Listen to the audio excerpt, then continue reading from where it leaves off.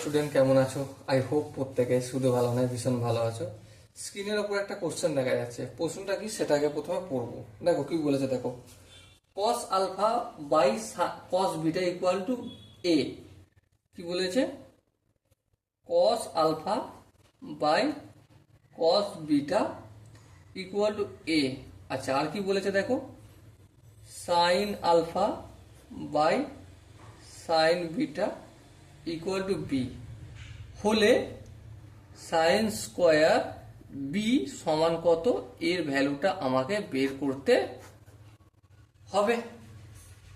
সময় দর্শন, চলো ফটাফট করে শুরু করা যাক। প্রথমে আমি এখান থেকেই শুরু করি, তাই তো?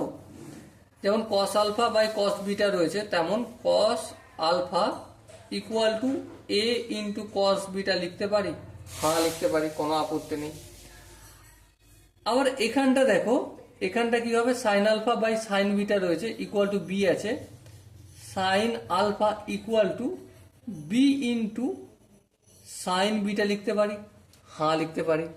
তাহলে এই দুটো আইডেন্টিটি আমি এই কোশ্চেন থেকে পেলাম। এবারে দেখো, যেহেতু এখানে সাইন কসের মাজরা রয়েছে, তাহলে আমি একটা কাজ করব। কি কাজ করব? Sine square alpha plus cos square alpha equal to 1। হালাকি এটা যদি সাইন স্কোয়ার বিটা বা কস স্কোয়ার বিটা নিতাম তাহলেও কিন্তু অঙ্কটা আসতো।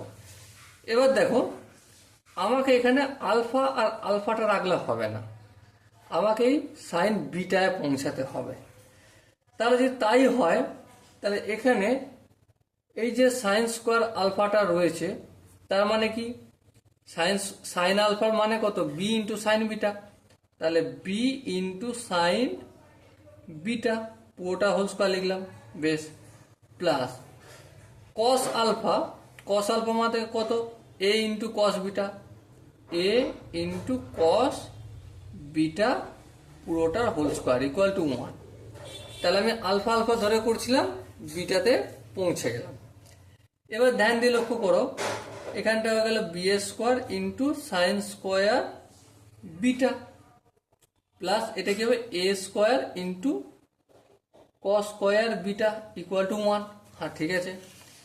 এবার দেখো, আমাকে এই কস স্কোয়ার বিটাটা হটাতে হবে। তাহলে কি করব বলো? এখানে আমার একটা কাজ আছে। কি কাজ? এ স্কোয়ারটা থাকলো, কস স্কোয়ার বিটার বদলে 1 মাইনাস সাইন স্কোয়ার বিটা লিখতে পারি। হ্যাঁ, লিখতে পারি, লিখে দিলাম। মানেটা কি, sine square theta plus cos square theta equal to 1। তার মানে কি, cos square theta equal to 1 minus sine square theta. এখানে থিটার জায়গায় বিটা চিহ্ন দেওয়া রয়েছে, আর কিচ্ছু নয়। ঠিক আছে। সো এবার কি করতে হবে, B square into sine square beta plus A square সঙ্গে 1 গুণ করলে কি হবে, এ স্কোয়ার হবে। আবার যদি এ স্কোয়ার সঙ্গে মাইনাস সাইন স্কোয়ার বিটা গুণ হয়, তাহলে minus A square sine square beta equal to 1। ওকে, বেশ। এর পরের স্টেপে কি করব? পরের স্টেপে দেখো, এই দুটোকে কাছাকাছি করে নিই।